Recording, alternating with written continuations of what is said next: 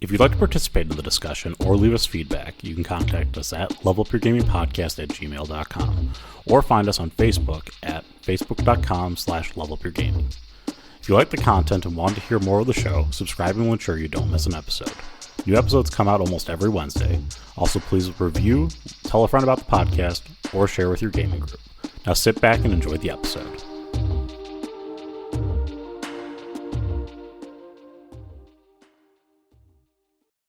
Welcome to the Level Up Gaming Podcast. My name is Aaron, and joining me once again, I have Josh. Josh, how you doing today? I'm doing pretty good. Weather's getting nice. Get out for a barbecue. We were over at your place the other day for the barbecue. That was really nice. Great burgers, man. Love that. Thank you. How you doing? Sorry, it was so late to eat, but you know what? It happens. Like, I've gotten old, and those 5 o'clock dinners, those are really nice.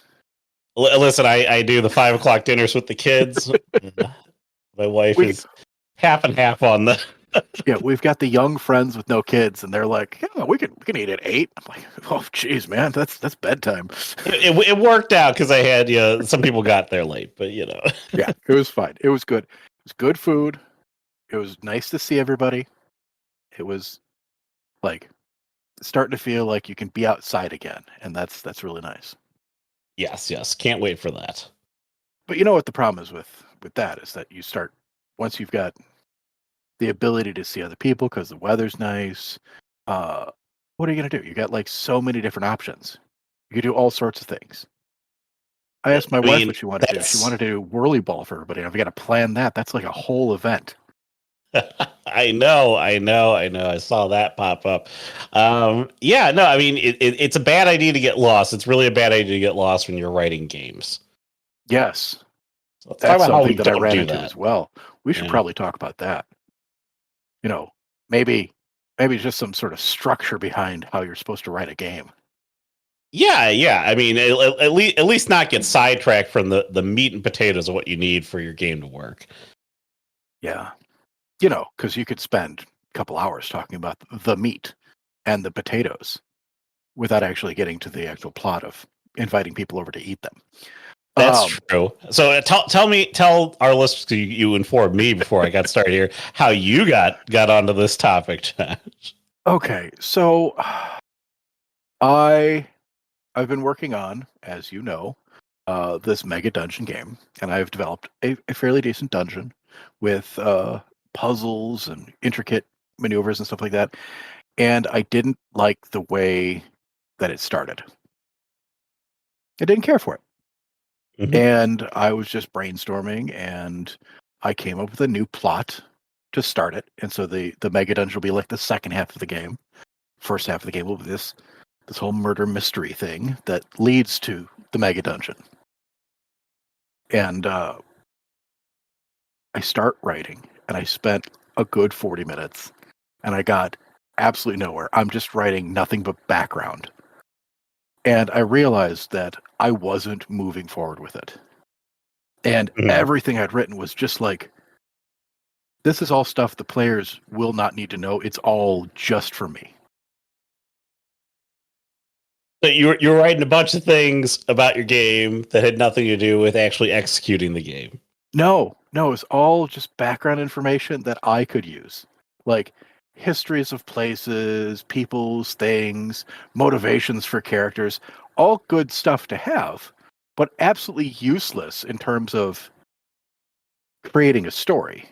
Like creating the framework by which a story can be built, and then you can add those things onto it afterwards. I think it would be really important for me. I'm gonna go over, ideas and things that I had here. Dear listener, take this with a grain of salt. These are things that I will use for myself.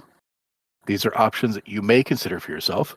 You may enjoy writing off into various directions, but it's always a good idea to give yourself some ground rules, at least to stick to things. Yeah, you don't want to be writing about, Jared's had this moment several times where he's written about he's overcomplicated a section of the game. He's ridden deep into something and spent hours and hours doing it, only to have it's not even just only to have your players not interact with the thing, but then to not have put as much of that time into other parts of the game that are more pivotal and critical to the success of your players. Yeah.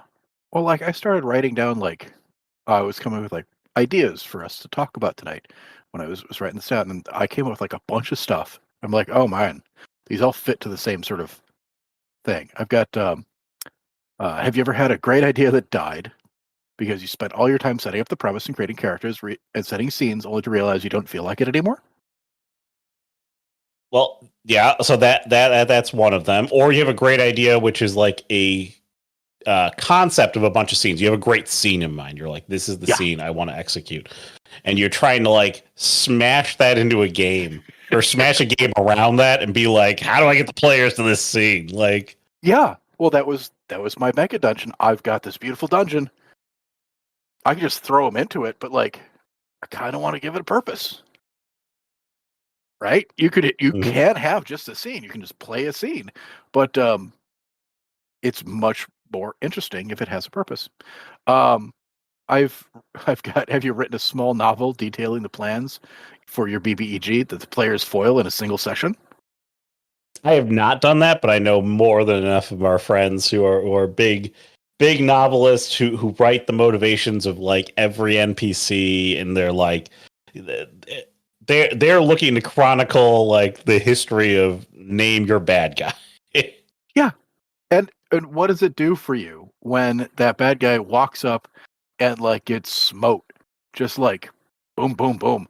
And like their entire plan is dismantled because, oh, you forgot about a thing, or because your players are just clever as hell. Oh. Your players kill them randomly. Your players don't engage with any part of that story. Your story never actually connects the dots to be able to make it so that part of the story is able to be found. Like it's there's a lot of mishaps that can go there. You have to have players that are super. Again, it's a KYP thing, but you have to have players that are super invested to find like the deep history of the thing that you're presenting to them. Like it might be as simple as Grog smash, bad guy dead. Well, I've run into the opposite issue. Players were extremely invested.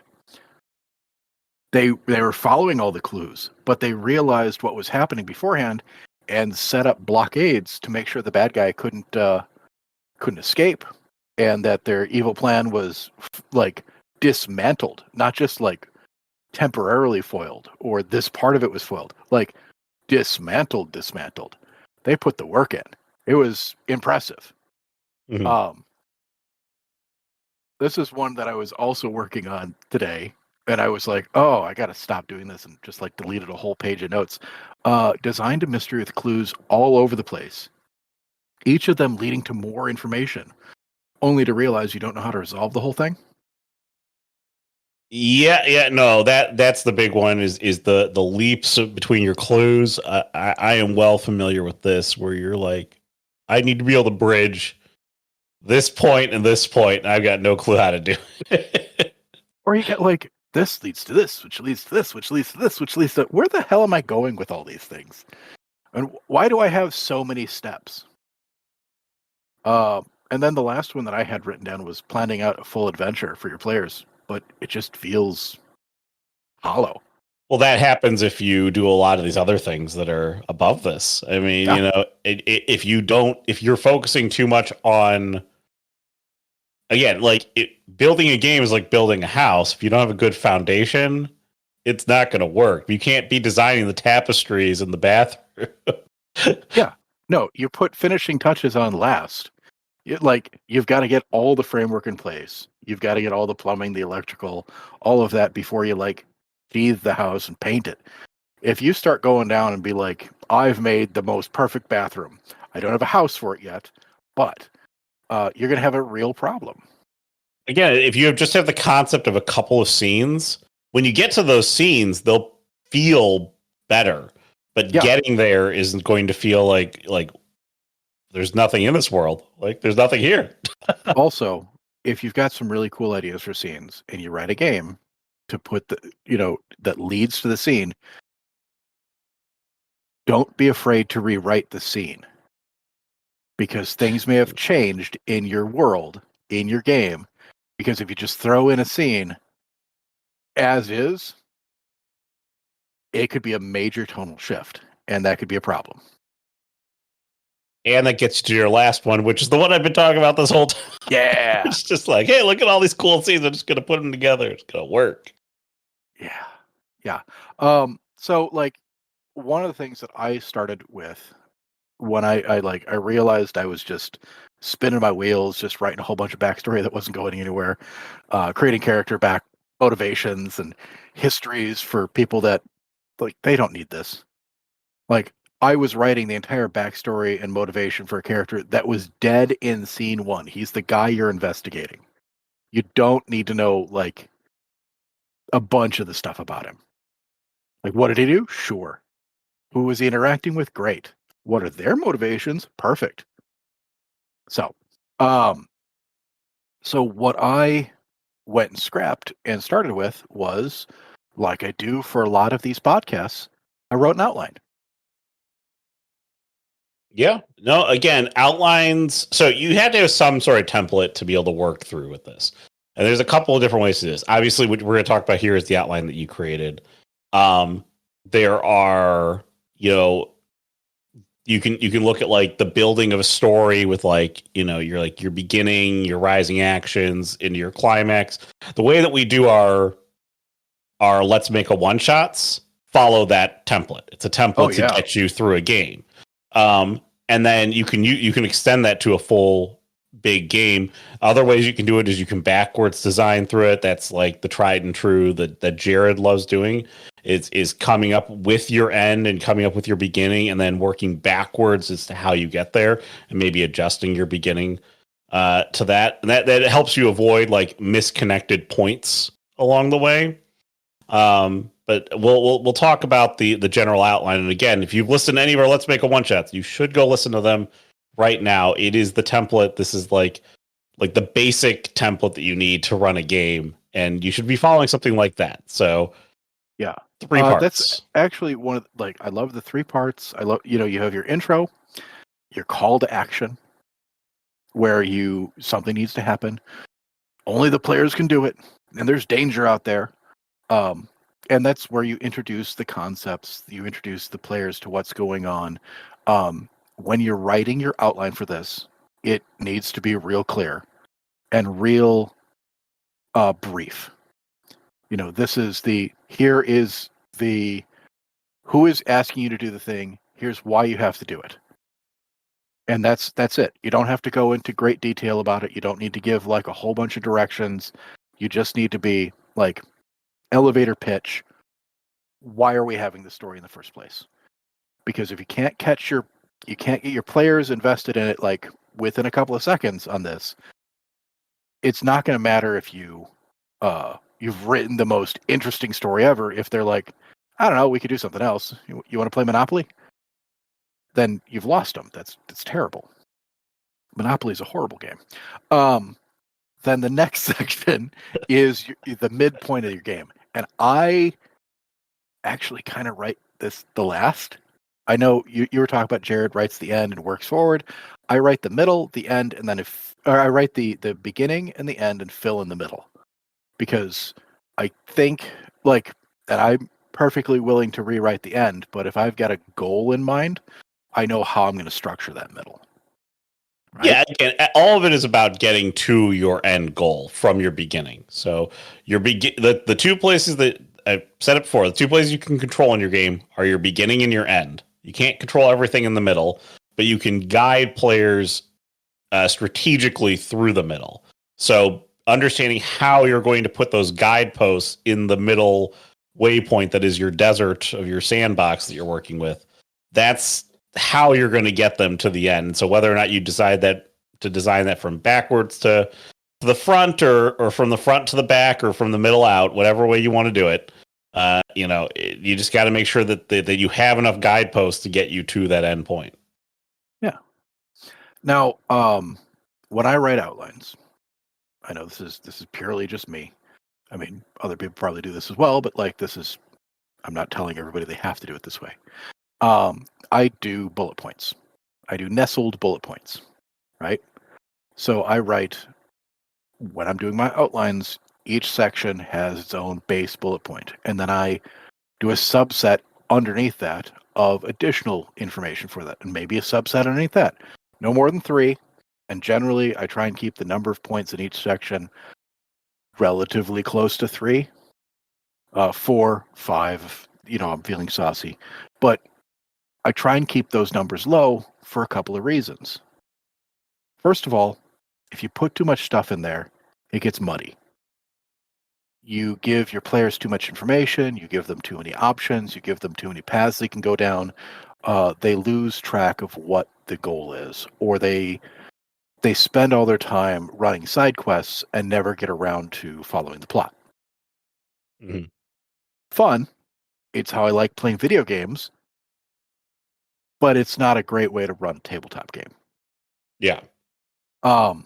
And if you keep those subsections 3, 3, 3, that means that you're going to be moving the story along at a decent pace, but still giving plenty of options for your players to like become invested or to investigate different things or find stuff that they like in your story. I like keeping each of those points as brief as possible. Brevity is the soul of wit here. We don't want to just like expound upon the same point endlessly. You make a point, then you do it. It is an outline. This is not, your thesis. You write the point that you want, and it can be expanded on later. So 1 sentence, if you can, for those points. And in my outlines, names don't matter. Like, you've got characters that are going to be doing things, and there's going to be places they're going, and there's going to be things that need to be gotten or traded or destroyed or thrown into the volcano place. Names don't matter. You give them the name of their role. They're the bad guy. They are, the good guy asking you for help. They are the red herring character, whatever it is. Items are all things, or thingamabobs, or who's its, or what's its, or MacGuffins, or bloopers. I mean, it can be anything you want, but give them dumb names. You'll figure it out later. I don't know, insert name here or insert thing. I got a lot of artifacts and artwork and random money thing. And places are fun too, because like you've got scenes that you want to do. You don't have to describe them. You can just like leave them as alleyway or apartment or, Mount Doom and figure it out later. All of that stuff is super useful. So to get that outline in place. When you've got the outline, then you can go back and you don't feel like you're spinning your wheels. You are working on a section of your story, building it. Yeah, no, again, the outline, it is the way to keep you within the guardrails of going and committing all those things that make for a game that is missing things. And like that's the best way to describe what happens when you do all the things that we just outlined earlier. Is that you start the game and then it's missing things. And those are the ones that you tend to find is your incomplete games, or a game that you drop, or a game that you end, or the game that players tend to be less than thrilled with at the end of the day. Because, they're expecting a more finished product. Okay? This is true in video game media. This is true in movies. This is true in any sort of media that's out there.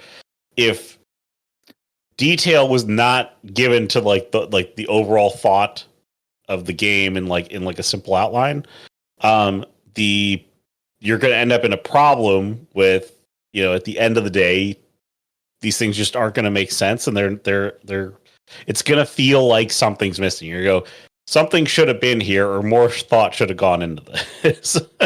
Yeah. There's those movies that you watch and you sit there and you're like, that doesn't make any sense. That's a huge plot hole. Why did they do it that way? And sometimes it's because, some movie executive decided that they wanted a scene in there and it didn't make sense. It didn't fit with the rest of the story and they were forced to put it in. Sometimes it's because they needed to cut for time and they lost the explanations, but sometimes it's just bad writing. Yeah. And if it's bad writing and you're the one telling the story, that's on you. And I want to help you any way I can to make sure it doesn't happen. Yes, exactly. That's why we are talking about this topic right now. Yeah, and hopefully leveling up your gaming. Yes, and leveling up your gaming. That's what the whole point of this podcast. Let's level up. It's a podcast. So anyway, once you've got an outline, you can start to go fill in the stuff. There is a thought that I've had, and I've had this before, and I've expressed this before, and I probably said it on the podcast. I know I've said it to you, Aaron, is that if you've got art with no boundaries, an artist that doesn't have restrictions on what they're doing can sometimes they lose the thread. And the big one that I had been telling for ages was Star Wars Episode 1, Phantom Menace. Mm-hmm. Like, George Lucas was given all the money in the world. I mean, he had all the money in the world at the point. And he was making this movie that everybody had all these expectations for, and everybody on his staff was all yes men and telling him that what he was doing was great. And the movie was mid at best. There was parts of it that were great and parts of it that were terrible, and it didn't have that sort of cohesion that is necessary. I know there've been a couple of movies since then that have really fit that as well. I think Megalopolis is pretty much in the same boat. It's just a movie that makes no damn sense. It looks really pretty and it's terribly put together. So what I like to do, when we're telling a tabletop game, it's theater of the mind. So I don't have to spend millions of dollars on sets. I don't have to pay, $1 million actors to come in and do stuff. I can just do a bad accent, and there we've got ourselves a Christopher Walken, which I'm not going to do now because that's terrible. But what you can do is you can give yourself your own boundaries. You can give yourself sort of rules to follow, places to keep yourself from going overboard. And I like, just sort of picking up some things that you find in your own stories that are a problem, and then writing yourself a rule that you have got to follow the next time you write something. So, it does take a little bit of self-reflection to, see your own shortcomings. But I think if we want to be better storytellers, we should be, paying attention to the stories that we write, keeping a critical eye on them. Yes. Huh? Yes. Think so? Yes. So there are rules, and actually, while you were talking about this, I was looking up the thing because I know you're talking about the 3 clue rule. Yes. And all that. So there's a really good, as somebody in my company, and when we had our Slack channels, we had a tabletop RPG channel, and one of them was somebody posted this article about the 3 clue rule. Okay, from the I think it's the Alexandrian. So you can read about it there, but basically the idea is you should only need 3 clues to get to your next solution, or you shouldn't offer more than 3 solutions. So you should have something that's like the brute force solution, the correct solution, and then an slightly more eloquent solution than what you probably had thought of. Or a simple, if your solution is really complex, make it a little bit simpler than your solution. But that way, all 3 ways the players go, you're able to work them through the process. And it gives them guidance as to how to approach your game, and it gives you flexibility in terms of not creating too many things, because like the problem with like creating a mystery or like any sort of like thread or trail is giving your players too many options, too much information, and you probably want them to just use the one piece of information. So if that's the thing, don't give them 50 pieces of information. You'll be stuck forever in like this web of 50, 50, 50. Like it gets exponentially worse as you go down the thread. Yeah, so you pick 3. 3 is a great number for this, because we're used to it. They do it in medicine. You know, you see one, you do one, you teach one. You do it in stories where, like, anytime you watch a movie, like every movie I've ever seen, if there is an item that is needed to win at the end of the movie, they'll introduce it early, they'll remind you about it, and then they'll use it. It's a 1, 2, 3. Yes. Same thing with puzzles or encounters in games. If you're playing a lot of video games, you'll see situations where you've got a like a simple puzzle where you can walk through it, a more complicated puzzle where you got to sort of figure it out yourself, and then an expanded upon puzzle that is just like it's more difficult and you've got to figure it out beyond what you've already been told. It's that step up, it's that ramp up. Enemy encounters are similar. You know, you face a small enemy, with some friends, and then he's a big boss enemy now. It's 1, 2, 3. It's a ramp up, and each encounter is there to sort of train you for the next thing. Your players understand this. They follow this. It's a great method to use. But more importantly, you're not building 50 of them in a row. Like, these are really cool. We love doing these. I know we talked about our influences. You know, I played the crazy Minesweeper game that's got like 101 of these puzzles and then another 50 extra puzzles. Yeah, that's a me thing. That is not a let's all sit around and work on these puzzles together thing. That's a terrible way to, to tell a story. Yes.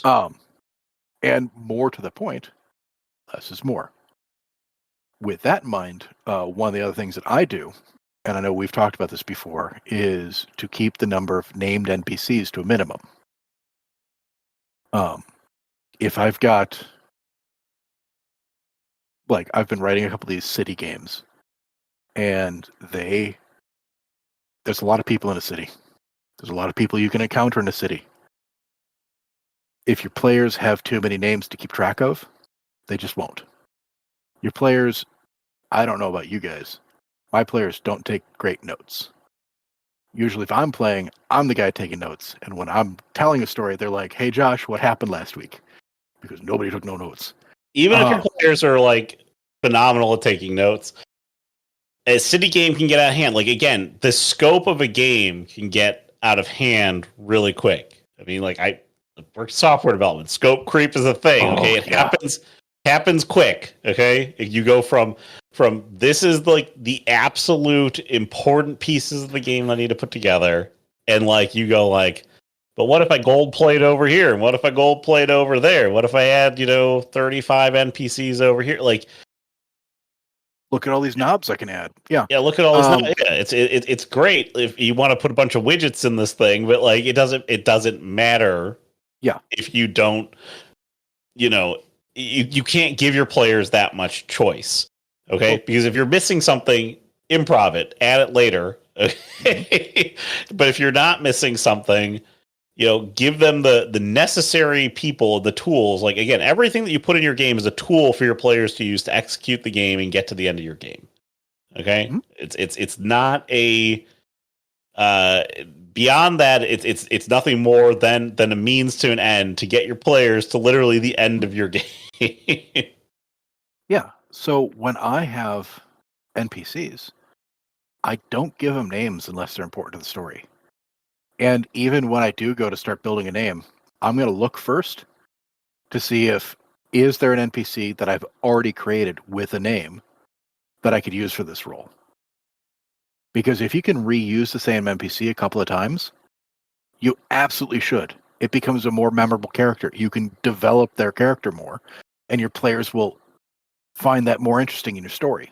Instead of like 10 different people they run into, you got one guy that keeps showing up that's useful for the story. That's more interesting. And maybe that leads to more things like, why does that person keep showing up? Why are they so useful? It's one of those things where, scope creep is a problem. You need to keep it a minimum viable product. Keep it as small as you can. We're just going to use all just for the you. software engineering terms right now. Okay, so let's keep our sprints to a minimum. Keep the points down. So what I do like when you're writing the section, yes, keep your NPCs to a minimum. Keep your clues, 3 at a time. 3 layers of things. 3 places they go to. Like, don't go too many places. Don't talk to too many things. Don't have too many puzzles. Keep your NPCs low. But when you do write a place, describe it. Describe the crap out of some of these places. If you've got an encounter to scene, whether it's a combat encounter or a puzzle or a social thing or whatnot, if you want to really give feeling to the environments, to the story that your players are going to be in, pay attention to the environments that they're happening in. I like descriptive sentences, paragraphs, and going through and listing out like each one of the senses. What does it look like? What does it smell like? What sounds do you hear? Is there a taste to the air? If they were to touch a surface, what does it feel like? You give that sort of full spectrum of senses to an environment, and it makes it more real. And you can do this without, going crazy on NPCs or puzzles, because this is a place where things are going to happen. It lets your players get into that space, and then you can have those encounters. And now they feel like they're actually in your story. It's a great thing if you, write for days. Spend your effort on the places that things are going to be happening in, and try and keep everything else as detailed but minimum. Right? yeah. So I mean, again, it's like for NPCs, and there are tools to help you do this. I think if you go back to like one of the NPC episodes, I think I highlight them. But like, if you want to NPCs should require a minimum description of who they are. If like you're gonna like design an NPC. So this is Bob the baker, and he has brown hair and brown eyes, and he's a tall man, slightly overweight. Okay, like that helps you give a good description. Now players can fill in the rest of the details. You don't need to describe everything about Bob the baker, but things that can help you flesh out Bob the baker that are very simple to add at this point in time are: what are 2 things Bob the baker likes and 2 things Bob the baker dislikes? Okay, and there are random generators for that sort of stuff, which gives him layers of personality that when you start to actually come back after you've done the outline, these are now things that you can expand upon Bob the baker, and now you can give him more information and how he fits into your story. Same thing with your you talk about your locations and environments, describing all 5 senses, how they hit in the location, as well as the description of the location. That gives you a ton to work with when you finally come back and decide to flesh out the location further. And should you never return, that should be enough to at least help the players establish a theater of the mind description of what the location looks like. And then if you're trying to go, again, this sort of thing kind of continues on and on and on throughout the game. So, I mean, if you're like doing clues, puzzles, again, just minimizing the details. Now what does this person know? Don't write out the dialogue. Okay, players aren't going to follow your dialogue. Okay? This isn't an EA game or something like that. Okay? I mean, do you know how many of those dialogues I just skip in games like that? It's incredible. Yes. So it's not a multiple choice test. Like they're not going to pick the right answer. They're going to ask questions. And so in order to facilitate the answer for those questions for your NPC, you better have bullet points about what's going on. Same thing with your story. Like information about this area should have bullet points. Information about what your players can gather from this area should have bullet points. Okay. And some of the bullet points should be, these are the relevant ones that help lead to my next set of clues or the next part of the story or whatever it's going to be. And the rest of the bullet points should be helping flesh out whatever that area is going to be. Again, no thematic 4-page descriptions as your players roll in. Well, let me play the music for you and start describing as we float into Equinox, the city of the lost. Like all of your time on character, like NPC motivations and histories and like family trees, and no, give them your basics, a couple of descriptive sentences, some wants, some needs, and go from there. Locations, theater of the mind. Give them the senses. Write a little bit about it. You don't have to go crazy. You can always go back to it later if you want to. But when you're starting out your story, you're fleshing it out, you're building the framework. This is all really good. The last thing I like, as a rule for myself when I'm writing these things, if I want to introduce something new later in the story, I have to have mentioned it beforehand. It's foreshadowing. It's a good thing to do. I've had, in my Cyberpunk game, we had a street race, we had a casino, we had a crazy AI that was taking over all communications and sending up bad information. There was a city, a slum-wide riot that was, buildings on fire and cars burning in the streets as roadblocks and like all this stuff. And every single one of those things showed up before they happened as an offside or a line that an NPC said or something that they heard about but wasn't happening now, because that means that it could happen later. And there were other things that were, laid out also. You foreshadow events, and what your players like, what your players catch on, those can then happen. And when you do decide to bring something up, because they've heard about it before, it's going to be easier for your players to switch gears into something new, something different. So if you're going to be having some sort of switch in terms of like scenery or environment or style of game, give those clues beforehand that they're going to happen.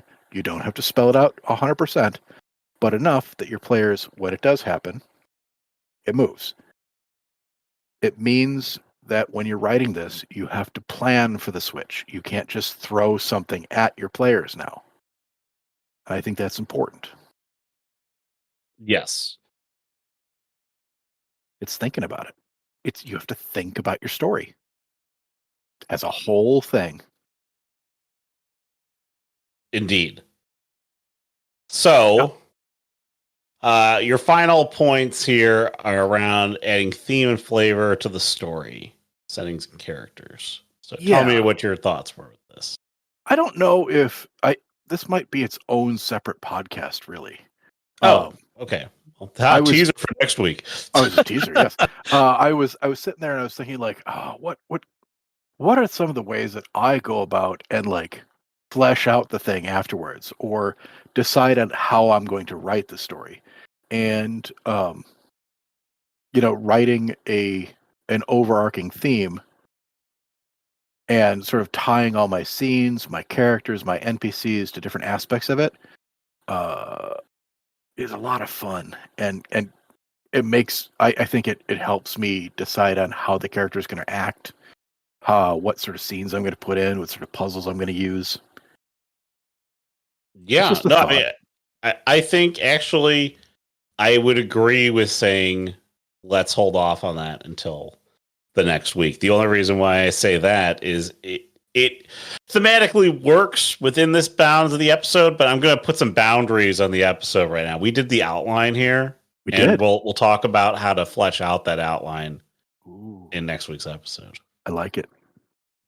I think that's a good thing. Setting boundaries and following them is just, it's very mature and makes it feel like a more complete product. There you go. And that way, what you're listening here isn't hollow. It's condensed and concise and to the point. Doesn't feel like we just slapped a bunch of things together and hope that you stayed through the whole thing. Yeah, exactly. So if you have any thoughts on setting up boundaries for your games, some general rules that you like to apply when starting to write a game or making sure you don't get off task and write a bunch of weird stuff, let us know. levelupyourgamingpodcast@gmail.com or facebook.com/levelupyourgaming. Also, the podcast is on YouTube, so you can smash the like button there, subscribe there. Otherwise, we are on all your favorite podcasting sites. So subscribe, review, recommend to a friend, all those good things. And that'll wrap us up for the week. So for Josh, I'm Aaron. Have a good week, everyone. Bye.